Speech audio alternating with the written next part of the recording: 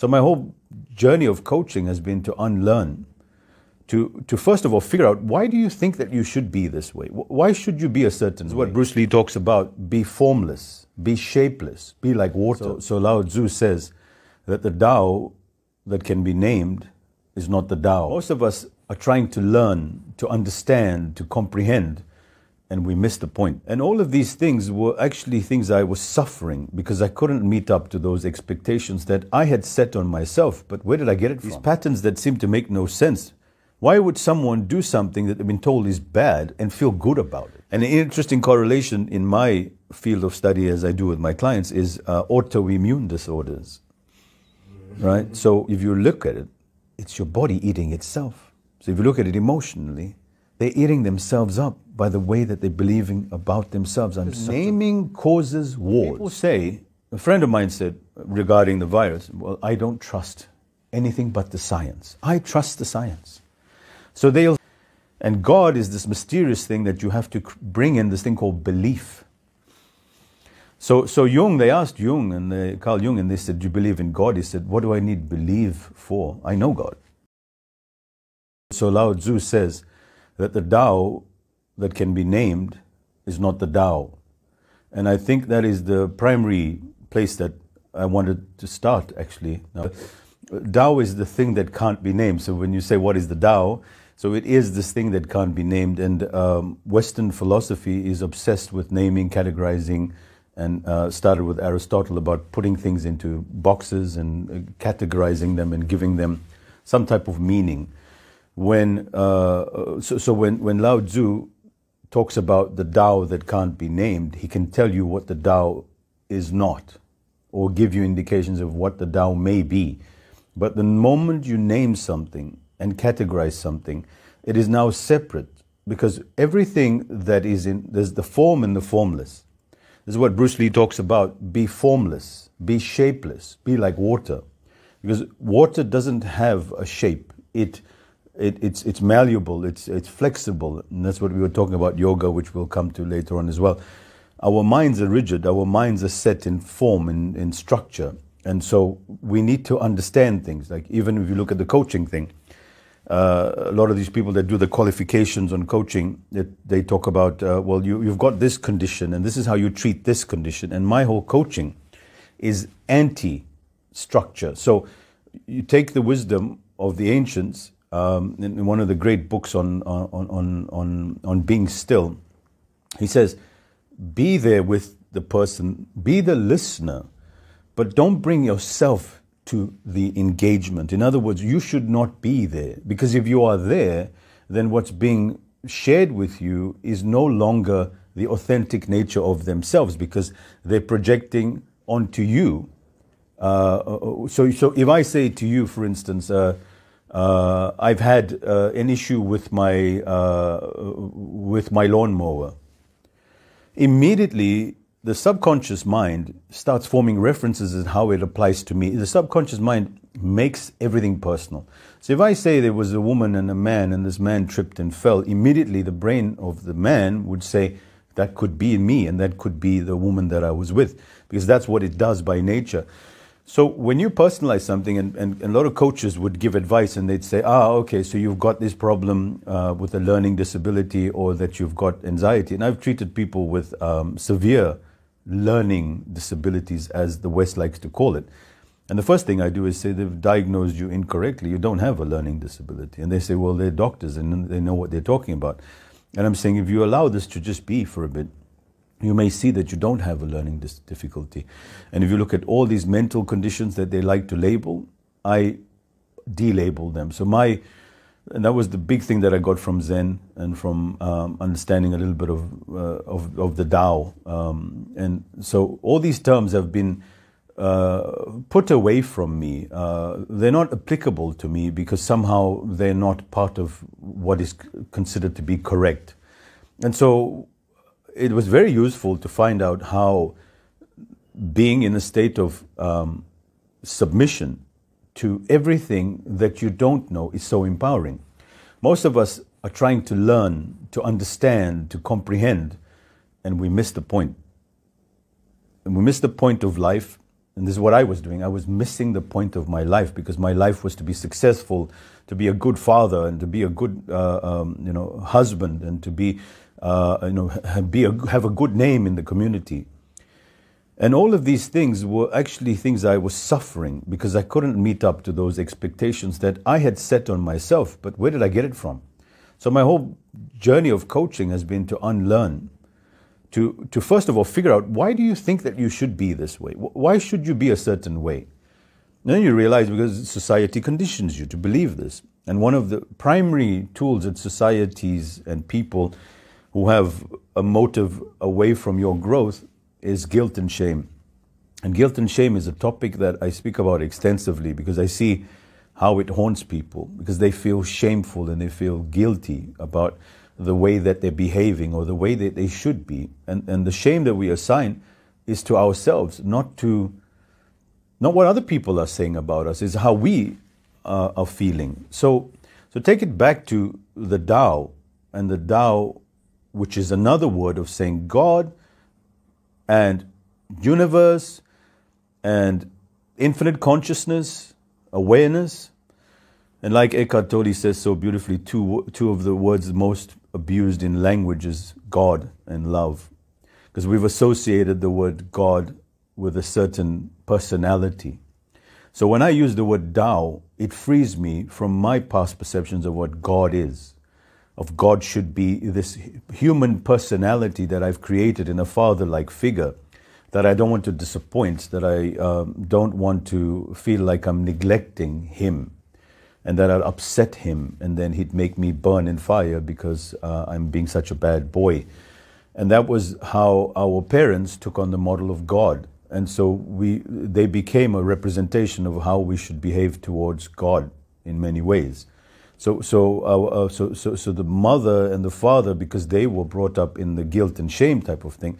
I noticed my wife saying to my daughter, "Don't you have any shame?" In Urdu, she was saying, "Don't you have any shame? Sharam ati na chahiye." In other words.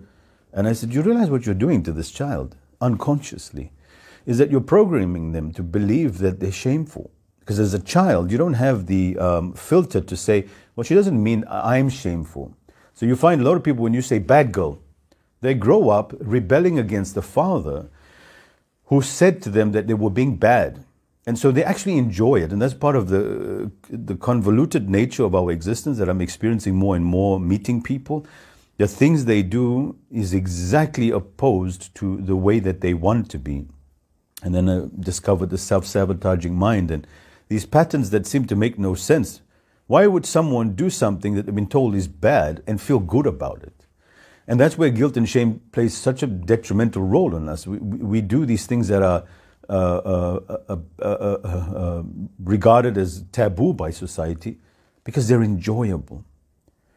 So we want to do things that are good, but because the bad is associated with shame and guilt, that we enjoy that more. Which doesn't make sense, because if you've been taught to be good, then you should enjoy doing good, yet we don't enjoy doing good, we enjoy doing bad. Which is counterintuitive to the whole idea of what we're trying to inculcate in the child. Don't be shameful. That's a shameful act when it's actually not, because maybe the room was dirty. Now, why is that shameful? How do we bring that in? And so the child is now trying to stop being shameful, because she feels ashamed by nature.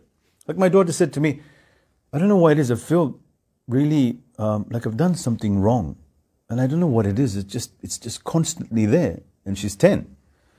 Now you think about where that came from, right? And so part of it was my wife's thing, but then there is this other thing about inherited patterns that just blew me away. And that has become my entire coaching thing, because it was that you can pass down emotional traits, pain and suffering from others to this generation. How is that possible? There's something going on here that is not random. That the way somebody engages with life feeling terrible, if you can imagine the viewpoint of someone that as a child has experienced a trauma of that nature, when you say to them, life is good, life is fine, why are you so down? Go after your dreams. And when you look at the impact that she's now made, that association, that if I love something or someone and that it's taken away from me because it's a child, right? And we as adults do the same thing, then how can you tell me that life is all roses when I've experienced something that has now shaped my entire future? So you find them having social anxiety.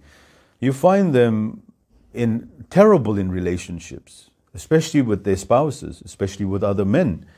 And they say, I don't know why, I can't get over I keep on attracting these bad relationships and I somehow sabotage them. And they're now trying to identify their problem from this level of awareness. And then they go find a self-help book on how to deal with bad relationships. And then you say, well, you should give your spouse the benefit of the doubt and, look at what's good in him and all the rest of it, not realizing the impact that this body impact, I call it the body mind. There's the mind in the brain, which is not in the brain, and that's a conversation that I want to touch on later on, that there's the body mind that is instilled in the body that creates this feeling in us that makes us numb to everything in the future. And in the same line of that, another client whose father used to abuse him as a boy. Every time he would get something, his father was an alcoholic, would go into a rage and break all his toys. Everything that he got or was given, or even his father gave him, he would break all the toys and then break his body, right? So he would destroy him to the point that he would bleed quite severely. And the father would say, son, when he was sober, I can't believe I'm doing this. And the father would get so angry at himself. He was filled with guilt and shame of what he did. Going back to the point that why are you doing it? If you know it's so terrible. But we enjoy that. And that's part of the convoluted nature of who we are. So this man grows up and says, I'm not interested in anything. I don't want to do anything. I don't like that guy. Major anger issues. And there's no explanation of it. Why am I angry? Yeah, my father did that, but it's no big deal. So the question that most people ask, and most psychotherapists and psychoanalysts would ask, well, let's go and investigate the childhood memory. I say no. Let's go look at the father. And let's go look at how he ended up being the way he is and why you are exactly like your father. The thing that you hate most to be told, that you are exactly like your father. And you see how the subconscious mind is making it personal to you in a way, right? It does that automatically without you. You're like, okay, so these facts, how that it applies to me. And that's why being a coach, most coaches coming with that mind, or the psychoanalysts coming with that mind, projecting either what they've experienced in their life or what somebody else was talking about. So then you find him not interested in anything. And well, what's going on? Like, you've got such a good job, and why are you interested in your job? And then you realize, first of all, from his youth, that pattern that when I had something, it was taken away from me. So the child no longer wants to even achieve anything, because what's the point of it all? It'll be taken away from me. So how can you find joy in life when all you've known is pain and suffering? Even though it's not all you've ever known. It was one incident that you chose to let it shape your entire view on life going forward. So it wasn't that event happened, but you chose. And this is the way I make clients take personal responsibility. We don't go, well, you poor thing, your life is screwed. No, you chose to make that one event be the catalyst and the filter at which you look at all of life, and you can change that. So we went on a very powerful journey through hypnosis and revisited that event and took the lessons that we can learn from it. The man has miraculously become interested in life again, right? So now, and just to add on to another client who was kidnapped as a child. And so she was kidnapped as a child, and then she was with another boy that was kidnapped. The cops, this is in America, it's very Hollywood-based, the cops shot the kidnapper, and she was saved, and so was the boy. That created such a paranoia in her that she couldn't leave the house. She couldn't ever leave the house, and ever she went, she always was looking out behind her for the man that could, or someone else that could take advantage of her. And I said, but have you understood this event for what it was? She said, yeah, you know. And I said, no. Because so then what people do is they go on healing and trauma counseling to go and heal from that event. But what actually happened there? You know, and the same with somebody saying, God took one of my clients, God took my brother away from me. He was only 17 and God stole him away. So I said, do you believe in God? How can I? Look at what God did to me. Which is understandable from the child's perspective. So if we look at from the client that was, from the position of the client that was kidnapped, is that God saved her. She was saved. She was in the most traumatic, difficult situation, and her fate could have been sealed by the kidnapper. But you can see how the universe, God, whatever, has acted miraculously to kill the person that was trying to do this injustice to you. So to me, it proves to me that God has always had your back. And He was showing you at this particular point, if you believe in God, and she did, that I was always under His protection. And He was showing me how miraculous my life was, that even in such a situation, God was there for me. So where's the pain? Which means that you can go to the most challenging situations knowing that your back is covered. So where's the fear? And so through visiting that event, again, taking the lessons, and through forcing her to do things which she doesn't want to do, and that's what a coach does. Your self-sabotaging mind would say, no, you can't do that. And I say, well, you're here, you're paying for it, and this is what I recommend you do. Right? And the paying part is important because she doesn't want to do this. So she'll come up with every excuse possible. But now you appealing through logic to the child mind or the subconscious mind that, hold on, we're paying this guy, you know, so we might as well do what he's saying, because now you're checkmated. You checkmate yourself. That's the secret to any change. So I said, well, I want you to go to the shops, and I want you, she couldn't leave the home, she couldn't leave the house. And what I want you to do is go look around and how everything is working in your favor. And keep on repeating this affirmation that I don't know how, I don't know why, but life seems to be happening in my favor. And it's very anti-logical, but it's also very logical, because could you show me proof that life is not happening in your favor? And you look around you and say, well, everything seems to be fine, so life must be happening in my favor. So she started doing this, you know, repeating this about 500 times a day, and going out there, pushing, because I'm holding her hand. And so she went to the shops once and she came back. And I said, how was it? She was terrifying. I hated it. I said, good. Now you have to do it again. And by the 7th time, she said, I didn't come home the whole day. I've never left the house for more than 10 minutes. And I canceled my delivery service. I go to the shops, and I love going to the shops. Now that's one particular instance of a very simple solution and how simply we fix that. But now you go back to all these cases, if I rewind now about the man that was abused as a child, and we look at his father. Now I say, can you sketch for me your grandfather from your mother's side and your father's side? Could you tell me about their personalities and see if we find any commonality? And you look back and you find the emotion of abuse and the action of abuse, which I always say that abused people abuse people. You see the pattern repeating itself. Now, there's one thing about external physical abuse, but then there's also the internal thing about abusing themselves, having such a low opinion of themselves, so embodied with guilt and shame that they can't stomach themselves. And I use that expression on purpose because you find people with stomach issues. You hear that word that they say, I can't stomach life. I can't stomach him. So when you say I can't stomach him, what's getting hit in your body? It's your stomach. And then you find ulcers and ultimately some forms of cancer as well, which manifest as the body has to deal with the way you're perceiving life. And an interesting correlation in my field of study, as I do with my clients, is autoimmune disorders. Right? So if you look at it, it's your body eating itself. So if you look at it emotionally, they're eating themselves up by the way that they're believing about themselves. I'm such a... Even that, I'm eating myself up. There's an idiom in English. Oh, really? Yeah. Eating yourself up. Right. Or beating yourself up as well. Eating yourself up, but eating yourself up as well. It's like, oh, is there such a thing? Well, there you go. And you're literally consuming your own body. And then at the later stages of any disease, you find the physical manifestation. So yeah, so I was in Thailand, and there was this couple, and they had a problem. Well, the man had a foot problem, and I said, "Why aren't you going up the mountain?" Because I was on in the rural part of Thailand. And he said, no, I hurt my foot, my leg, my knee, my right knee. And old couple, and then you'd think, if you use the logical mind, which is so flawed, which I want to come to at some stage, that, oh, that's because he's old. And of course, you know, that happens to old people. And that's what most people would say. Even the doctor would say, well, you're getting old.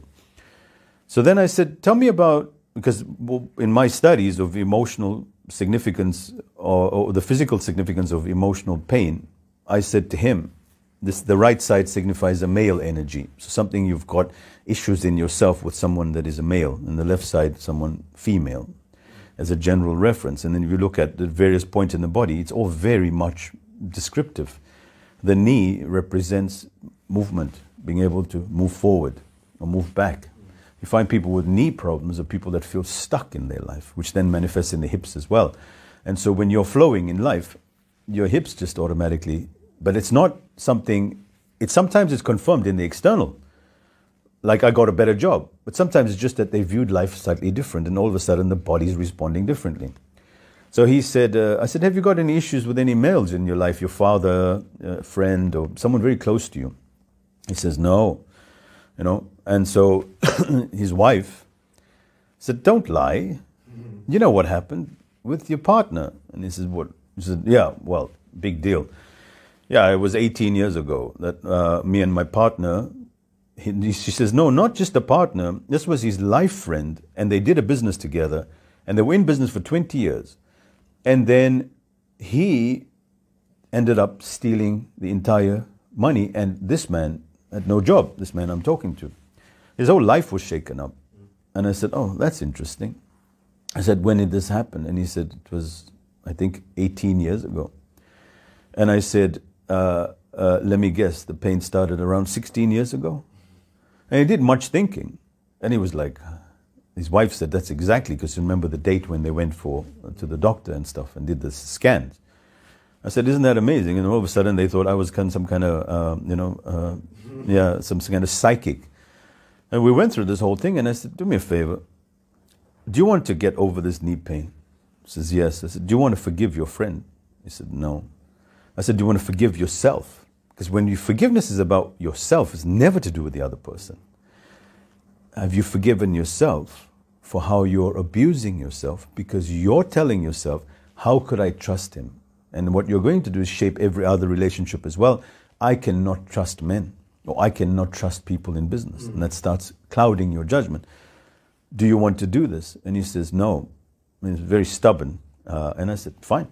And then I said to his wife, if he wants to change his mind, then I suggest you call up his friend and you tell your friend that I forgive you and that I'm sorry.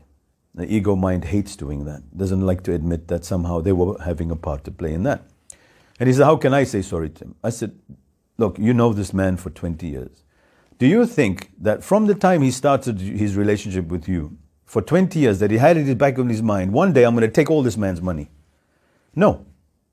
Something changed in his circumstances. This is where you have to apply compassion. Something changed in him that made him do this thing that he had no intention to do. And that's why we say in our field of business is that people are not their actions and behaviors. People are all pure, and they're pure souls. And that's what I work with, rather than he's a bad man or he's a terrible man. That pure soul. Conditions, environment, circumstances cause people to do this thing. And he may be hurting as much as you are, or even more. And that's why we do this thing of forgiveness. And we do it for us, not for them. We forgive someone else so that we can get healing, not them. And he did that. 2 days later, they came to me, and I was having breakfast. That's where we met for breakfast. And he said, oh, no, you know what I did? I said, oh, he said, I went up the mountain. I said, oh, how was your knee? He said, it was okay. It was a little bit of pain, but I managed to do it. I said, well done. So I said to his wife, did he do it? He said, he did it. And they both cried like babies. So she had a good time laughing about that, you know. So that leads to the question, what is the correct categorization? And in fact, if you take this to the Zen teachings of thinking, it is what you choose to call it. It is not the thing. You choose to call it. So let me give you an example. You call it a house. That is a house. So you'd say, well, you shouldn't call it by a house, you should call it what it is. And if you look at what Rilke is saying and all these people about calling things what it is a pile of bricks with some wood and a piece of carpet in it. Now, that is what it is. What you want to broadly categorize it and then identify it and then put it into a box and say, that's a house. I'm saying, hold on. You've misinterpreted this thing. Because it's not a house. It's the name you choose to give that thing. And the reason why we need to call things by their names is because they use that definition that they chose and then put it upon you as the truth.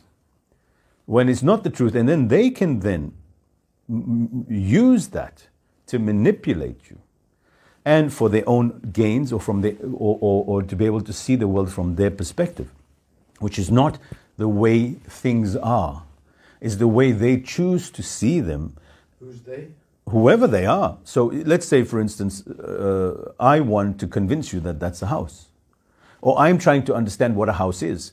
So in my mind, as I am doing it innocently, right, categorizing. I'm like, okay, well, we've got to call this something. I don't want to call it something, but let's say we go along your lines and we call it a house. Now, when you call something a house, then you're automatically making some presumptions about what a house is. A house is a home, and a house is a safe place, and a house is a place you go after work, and it's a house is where your family is. So then you ask somebody, well, aren't you going home? I don't have a home. That's because you think a home is this thing of bricks and mortar, but in fact, home is where your heart is, as some people would say. So you can open it up and broadly categorize it, or you can narrow categorize it and then create something that it's not. Now, perfect definition is in a man. So you see a man with a certain behavior, and you see him raising his voice and walking with his chest out and seem to be very assertive. And because you've known that to be symptoms of arrogance, which you learned as a young boy or anywhere else, he's arrogant. See that man over there? He's arrogant. Now, the other man says, oh, he's arrogant, yeah.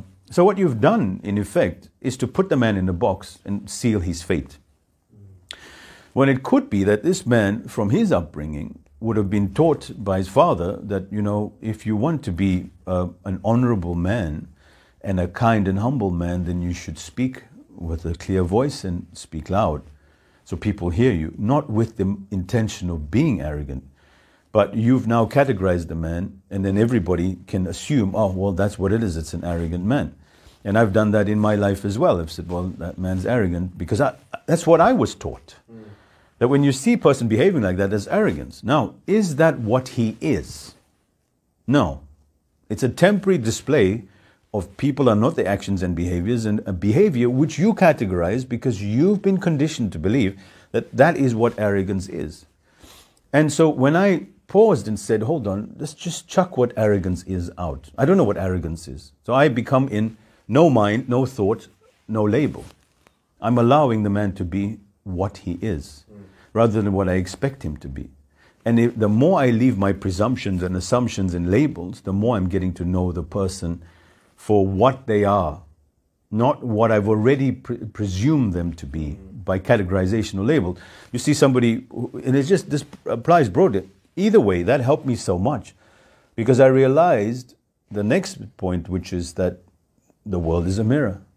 So the arrogance I was seeing in him was the arrogance in myself, rather than he is the way he is. So when I removed the arrogance that was in me, I saw him for the man that he was. And when I saw him for the man that he was, I saw myself for the man that I was. Now you could say, well, what is a man? Right? And you can go very broadly. So there is wisdom if you're a botanist and you want to categorize butterflies, because you can't just put all the butterflies all over the place, right? I think that's what a botanist does. No, it's probably not, but anyway. Botanists do plants, I think, but it may. Okay. So you've got to do something with categorization. There is always the risk of being wrong.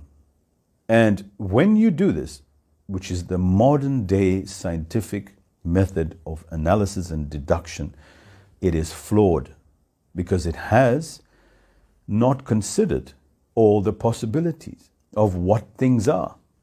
And this is a major stumbling block in us getting to know the nature of existence, the nature of viruses, as we've seen in the current situation, the nature of the world that we live in because we've put that into boxes. So when science threw out God, which was always part of science. Science threw out God. Yeah, science threw out God. Modern day science did away with God because God was redundant. You see, because God is mysterious. It's all those things that the Tao is. It can't be named. It was always there. It never was born. It never dies. It's infinite. It's timeless. It's spaceless.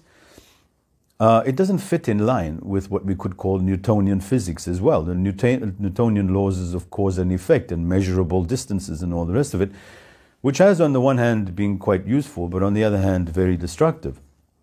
When you remove the uncertainty principle, in other words, that this could be uncertain, then you can't be a scientist in modern day world, right? Because it could be this, it could be that, or it could be, I have no idea. Right? Because we go, Could be both. We'll come to that. So when you look at something and you say, well, that's a butterfly. And then they say, no, that's a caterpillar. And then, well, which box do we put it in? Well, maybe neither box deserves to be in that category because it could be an insect. Right? Or it could be something that's within transition between caterpillar and butterfly. So what do we call it? Well, we've got to give it a name. Why? Because we can't have uncertainty. And this is where Aristotle removed the two middle clauses that could be in any situation. So we could say that, and then now we'll get to that, which is, we'll talk about Nagarjuna. Now, Nagarjuna was a great philosopher in the time, it's about 600 years after Buddha, who was trying to make sense and not make sense of life. In other words, to take the affair back to non-space, non-naming, because naming causes wars. Naming causes, politically, can cause major problems. For the sake of categorization, no problem. Call this a shoe and put it at a size 10 in the shoe box. That's fine. Even though that can be speculated further to recognize that it's actually not actually a shoe, right? You could look at it that way and all the rest of it, right? And because you call it a shoe, you can't use this for running, because then that's how they make money in the other industry. Well, you can't use a running shoe for gym. But it's just a shoe. It's just got a rubber sole and it's perfectly fine. No, but Nike says, you know, you need the running shoe because you need the soft cushion and you need this and you need that. Turns out they were all wrong, and what you need is a flat shoe with absolutely no resistance whatsoever, so that your body and your spine can, so even how they categorize those things has caused all these problems. And that's great for acupuncturists and physiotherapists because they're making a fortune thanks to Nike saying, well, you can't use that shoe because it's bad for you.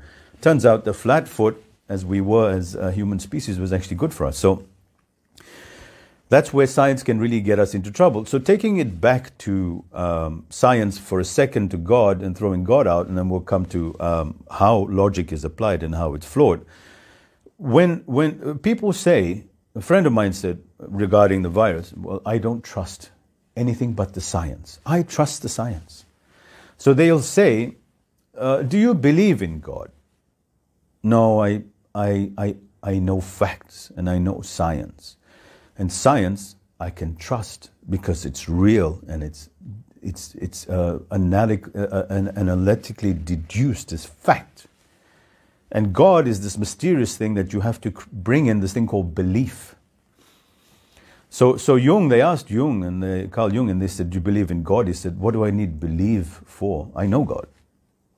There's no reason to believe, because belief is something you have to construct out of a fantasy and then ascribe a belief to. In fact, if you look more closely, the trusting in science is more a belief than a belief in God.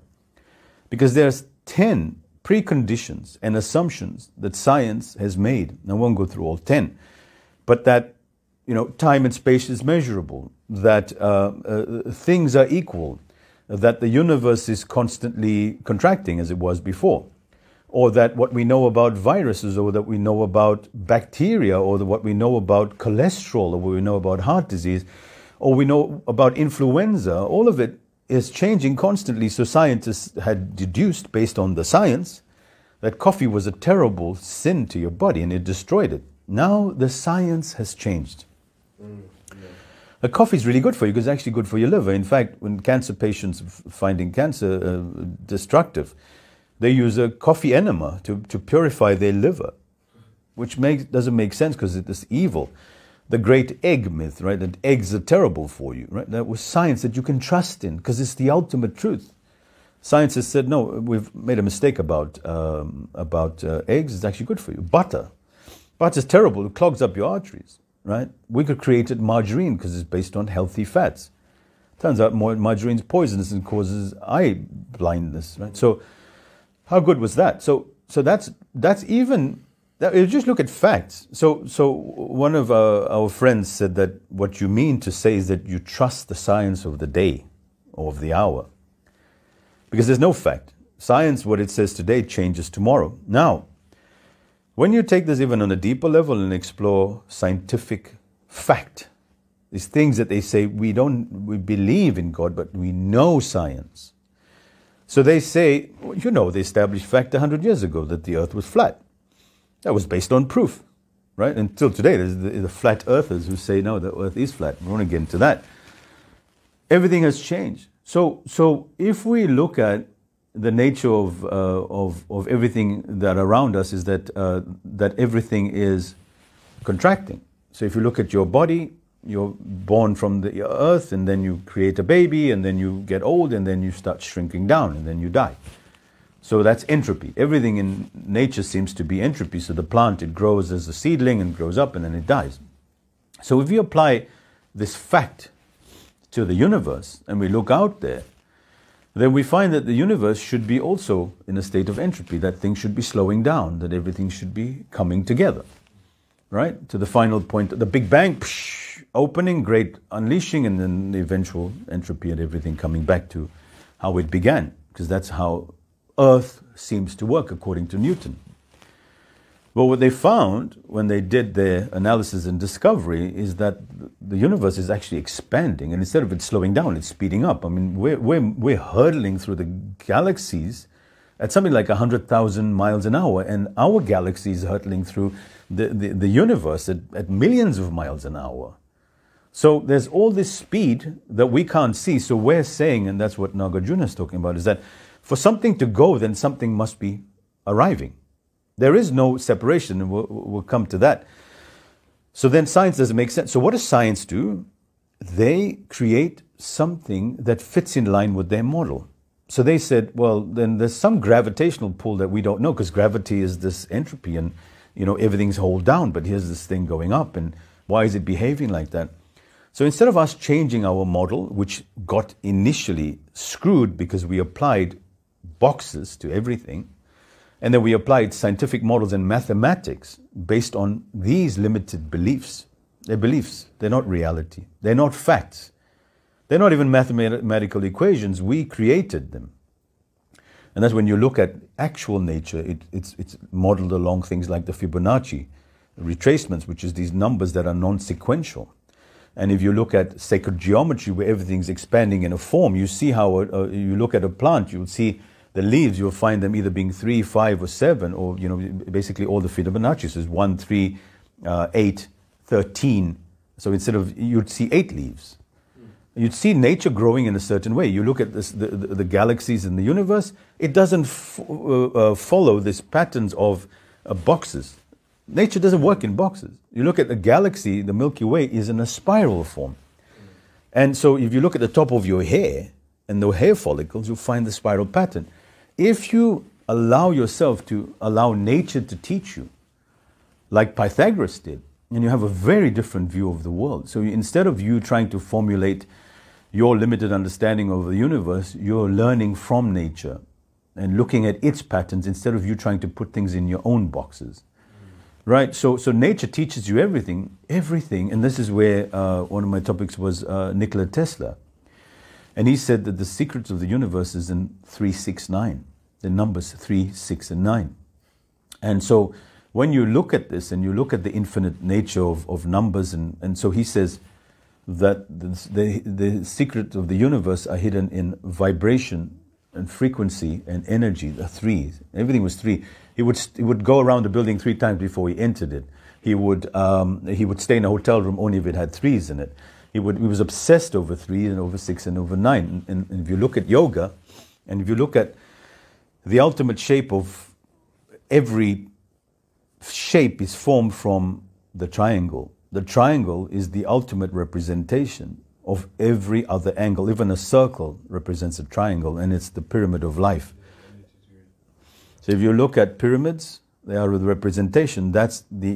Before we had modern science, the scientists of before that had God and the universe and not knowing were far more advanced than we are, because we threw God out and we threw the uncertainty out. So everything follows this pattern. And if you look at yoga, all the moves are modeled along resembling the triangle. You see the triangle shape, even that, it's always modeling the triangle.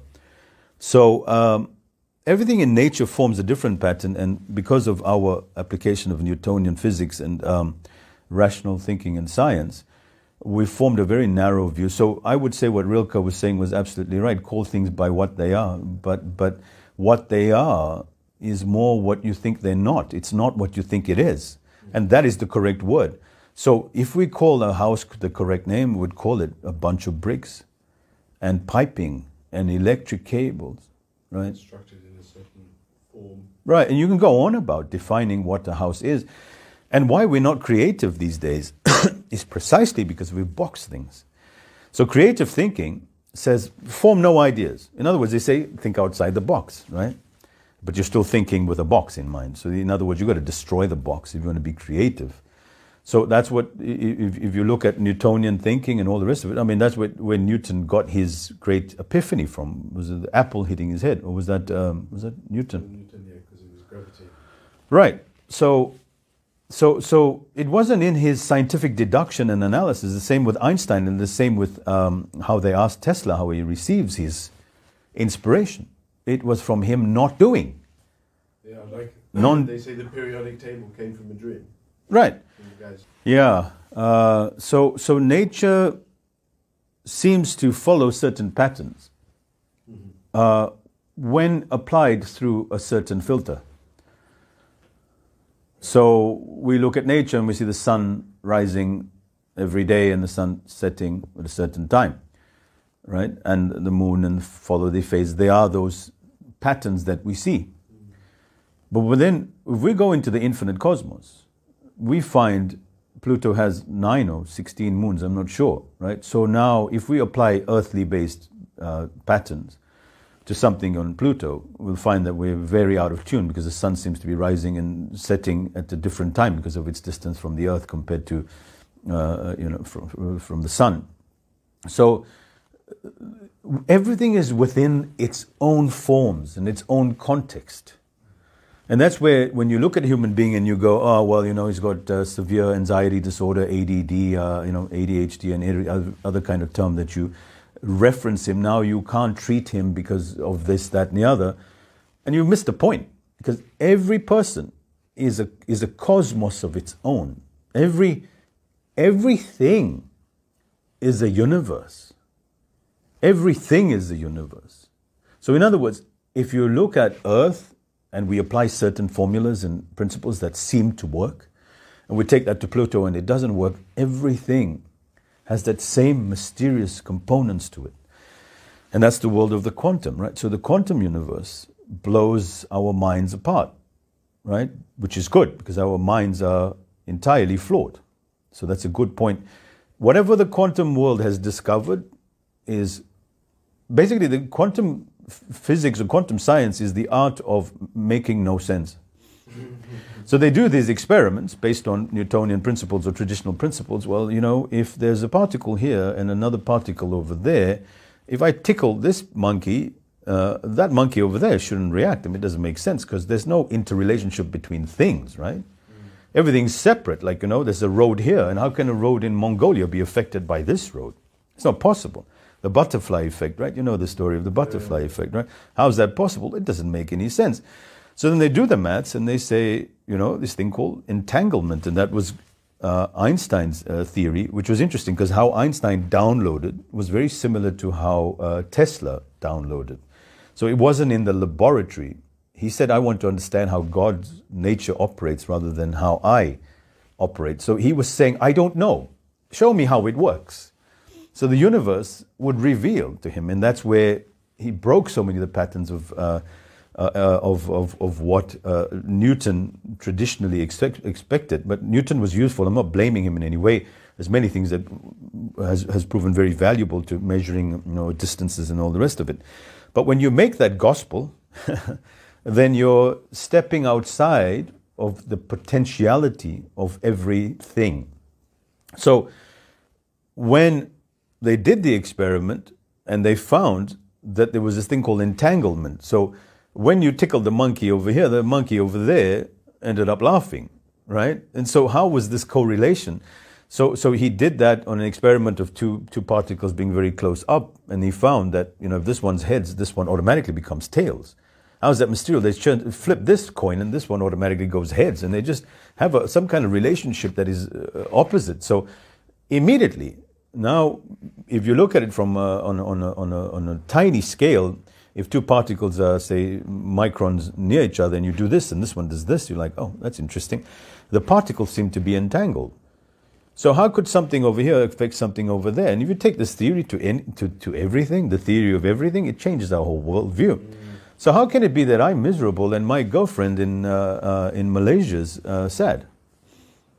How's that possible? So entanglement was then discovered later on by I think the furthest they've ever done it was cross-continent. So they found that they could get a particle here and a particle, say, in Denmark, that far distance, and change this particle, and that particle will respond instantly. How's this possible? Which we know, in a kind of existential way, is that you're thinking about someone and they phone you. Exactly. And they're on the other side of the planet. Yeah, now science would say that doesn't make sense. How is that possible? Because that's called telepathy, and you can't quantify, measure, put into a box and identify. In fact, Rupert Sheldrake did some experiments, and he did that. And he said, okay, we're going to get participants to come in and they were doing the experiment, and they said, we're going to put 5 phone numbers of 5 of your friends. And they measured this, and the rate of them predicting who was going to call was over 44%, which is mathematically and scientifically an anomaly. How is that possible that they can do this? You don't need to prove it. Well, that's the thing. You don't need to prove it. I like that, because that's the whole point of science. If you can't prove it, it's not real. Yet existentially, it's real.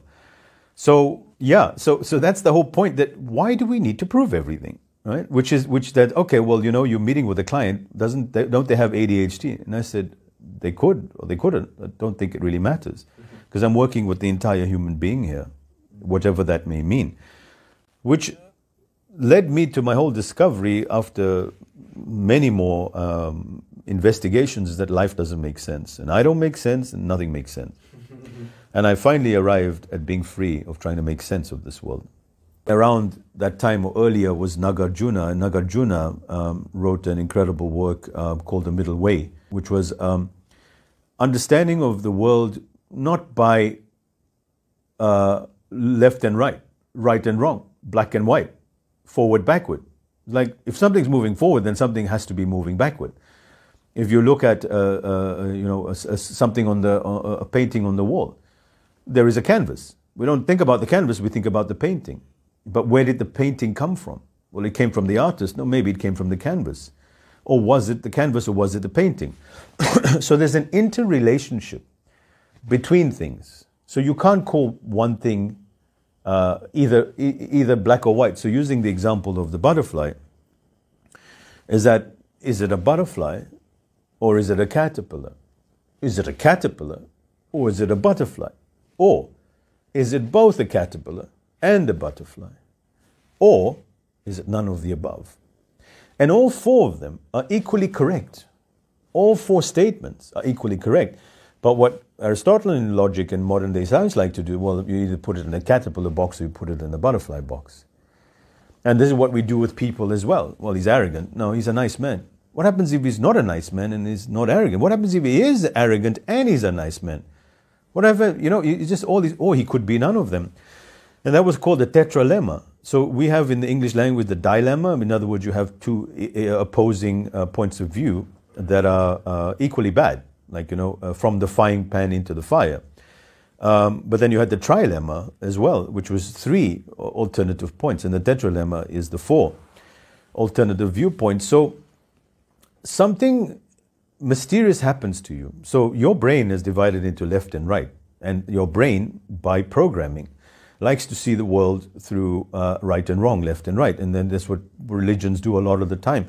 Those that have not understood religions, not that religions are bad. So they have to say, well, that's right and that's wrong. You're either going to heaven or hell, or you're going to, you're a good guy or you're a bad guy, or, it's all very polarized. And so when you open to the world of possibilities, which are unlimited, when I say that everything is a universe, I'm saying that everything has unlimited potential and possibilities, not defined by you. As an example of the house can be called a house, but that house could be an apartment, it could be millions of things, and it could not be a house either.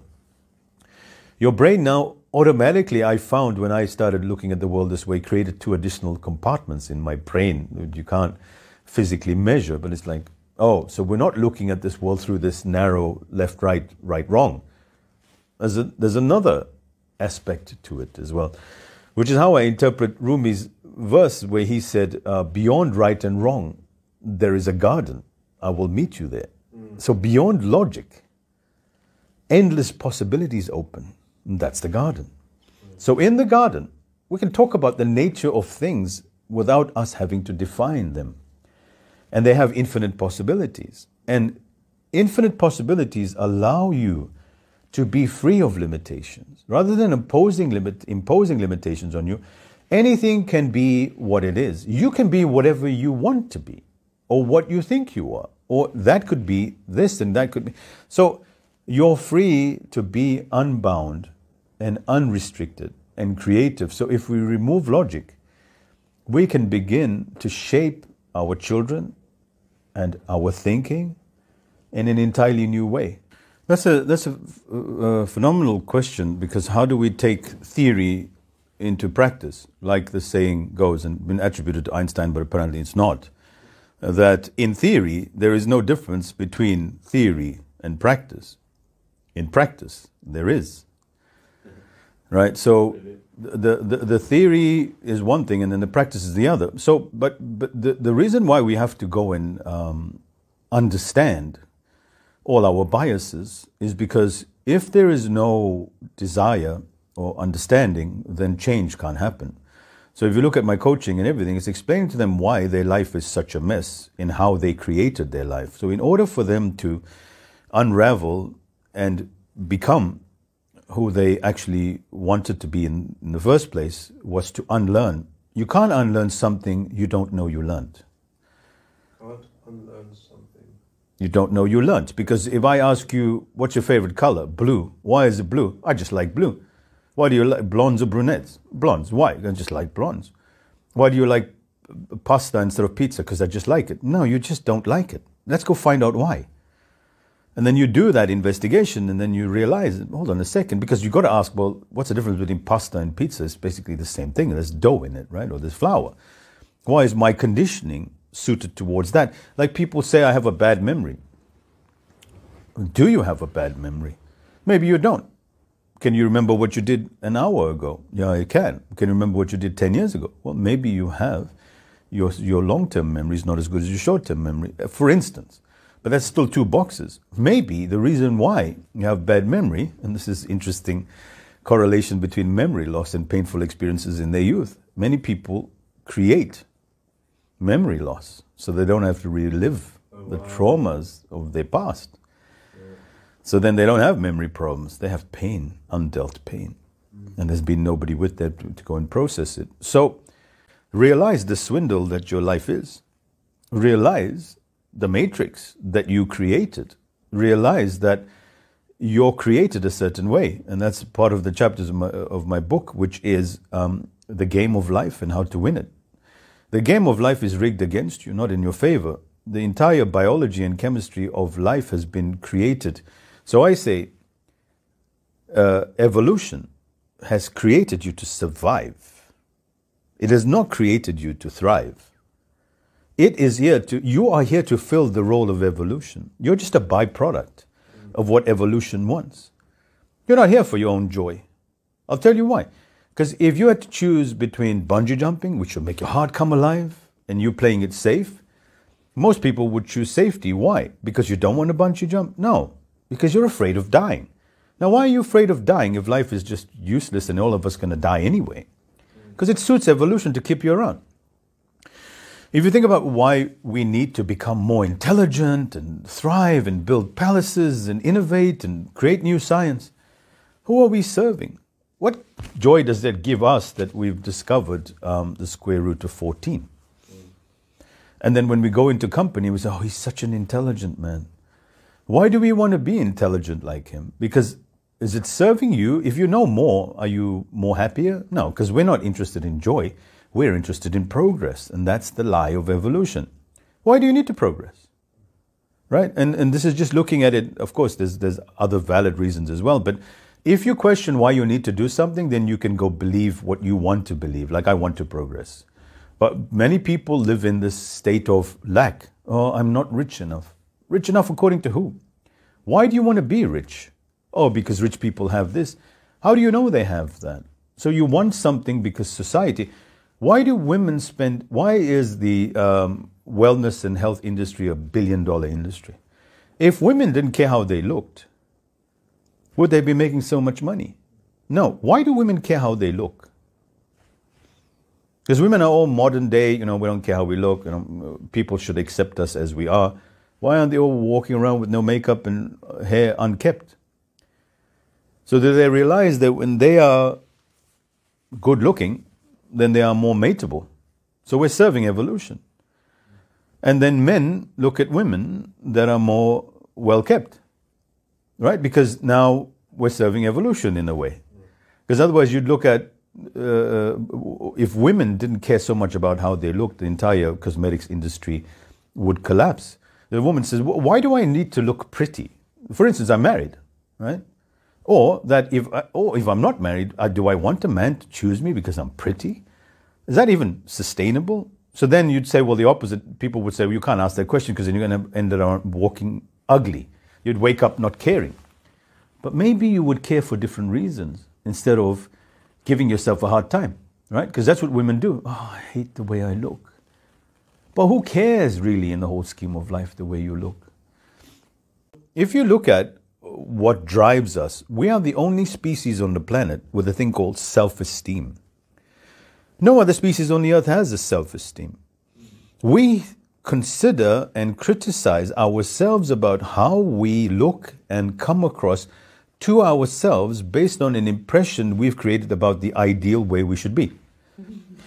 So we say, I come across arrogant. I'm like, who told you that? Oh, my friends told me that I'm arrogant. But are you arrogant? Well, I shouldn't be that way because I'm being judgmental. What do you mean you're being judgmental? Yeah, I don't like the way I am. I don't like the way I look. According to who?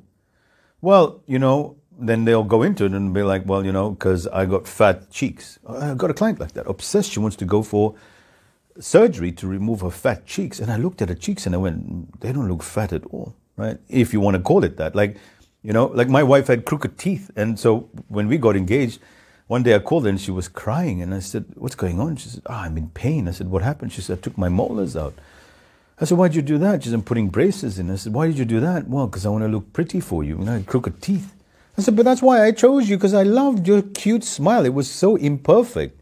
I loved those little teeth on the side. Please don't take them out. So she didn't end up getting braces, right? Because she said, why didn't you tell me that before? Well, you didn't ask me.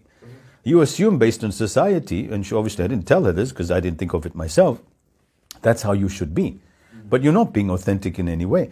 So if you think about self-esteem, which is really interesting reflection, does a cat think about how they look? Well, they go out and they go, well, I don't like my tail. Look at it. It's all brown, like I should have a whiter tail. Or does a tree think about its trunk being too thick?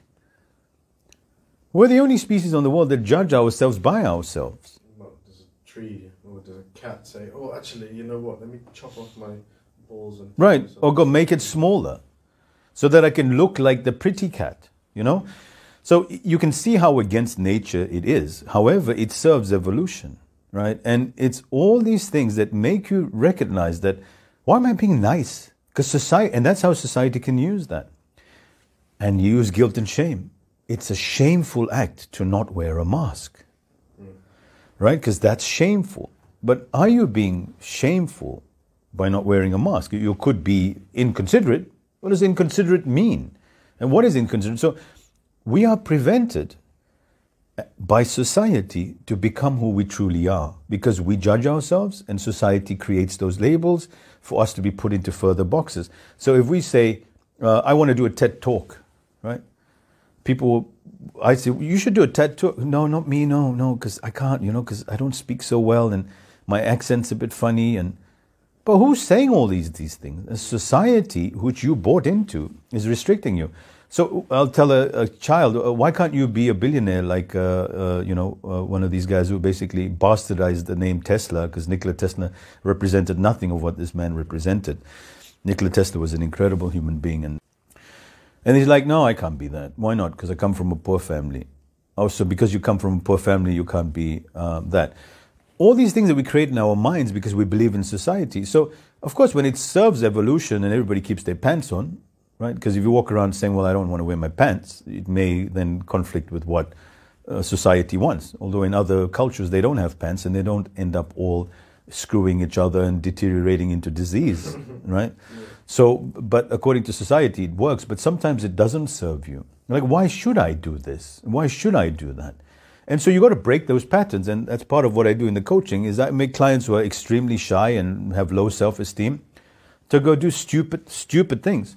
So I got one client who's got a phobia about speaking to women, and he's like 50 and he can't find a wife, which I have no problem with, because that's again a societal thing. If you're 50 and you're not married, then there's something wrong with you. Maybe there's nothing wrong with him, and I don't think there is. So I told him to get in a car and go. He's in India, and I told him to drive to a distant village 2 hours away so that people won't know what he's doing, right? Because it's despicable in his mind's eye. And go to the supermarket there, and when you see the cashier, I want you to tell her how pretty she looks. Oh, I can't do that. What happens if she thinks, and what happens people that? I said, look, nobody knows you. Because that's what his mind is telling him. And so he did that, shaking in his boots, sweaty palms and everything, and finally came to the cash register and said to the woman, and it was a woman, again, we want to be, it could have been a man as well, but I wanted her to go to a woman, and I said, so how did it go? And said, oh, she smiled at me and said that I look quite handsome. And he just overjoyed, didn't sleep for 3 days, just out of that one act, right? So then he found the love of his life, rather than anybody would just accept him, because he was ending up in relationships with these women that would tolerate him because he was such a terrible fellow. When he wasn't a terrible fellow, he just believed that because his father told him that, or whatever it is, right? So that shapes our worldview as well. And if you look at the essence of existence and of life, nothing actually has a reality except reality itself, which can't be named. If you take things to its end stage, and you'd realize that there is only one reality, right? And the rest of it are just forms. You have the formless and the form. To talk about Wu Wei. So Wu Wei is the art of not doing. The art of doing without doing. And it doesn't make sense, and that's exactly why it's called that. So how can we do something without doing it? How can we be somewhere without being there? How can we be listening to someone without listening to them? How can we run a race but us not being there? And another way of describing Wu Wei, and the term that's used, although it's not exactly the same, is flow. There's a state of flow. In other words, you're there but you're not there. And if you recognize the power of this, then it will change your life, because you're moving away from becoming to the state of being, from the state of achieving to the state of already having achieved. So you're not in any state of lack, which then I incorporate into a state of oneness and wholeness, of being what you are in this moment, complete, not in a state of lack. Most of the population lives in a state of separateness. I am not that, therefore I have to become that. So my state of being is one of lack, of separateness from everything that I want to be. And that is, if you look at the law of attraction, it is a state of lack, and you attract the opposite of what you desire. And that's another whole topic altogether. So if you look at the story of the bell stand maker in the time of, it was one of the stories recollected by Chuang Tzu, and he talks about the bell stand maker. So there was this artisan who created this bell stand, and people looked at it and they said, this bell stand is miraculously magnificent and perfect. It must have been created by the spirits. So the prince that commissioned the carpenter to design the bell stand asked the carpenter and said, how did you do this? And he said, I'm not a great anything, I'm just a carpenter. He said, but what did you do? He said, well, as soon as you commissioned me to do it, I restricted my feelings of elation or expanding of what I would do and how I just left it. I didn't start constructing as I would normally do. And then I fasted. And so what I did at that stage is that when I fasted for 3 days, my expectations and my reservations about how it should be and how it shouldn't be disappeared. And after 5 days, my feeling of what I should be and how I should be also disappeared. And then after 7 days, even my limb feeling disappeared. So I was not in any way participating in the creation of this thing. And then I went into the forest and I saw a tree, and it became immensely apparent that this was the design of this bell stand. So I went back to my workshop and I created it following the form that was given to me by nature. Had that tree not emerged, I would never have created that piece of work. So it had nothing to do with me, but everything for that tree appearing and me being present. So in order for you to be good at anything, you have to not be there. And that's what it means. So when you're doing, then you're not doing and you're struggling to do. So in other words, don't bring yourself to what you're doing and just do. So what we spoke about before, about you absorbing in the learning of the craft, then you must not be there when you're doing. And they asked, the famous tennis players that won the particular match, what happened in this match, in this point? And he said, I don't recall. I just know I don't think I was there. And the expectation that we set for ourselves is that I have to deliver a good job. What happens if I don't meet his expectation? What will they think? And how will it be? And all of these are all incorrect questions to ask.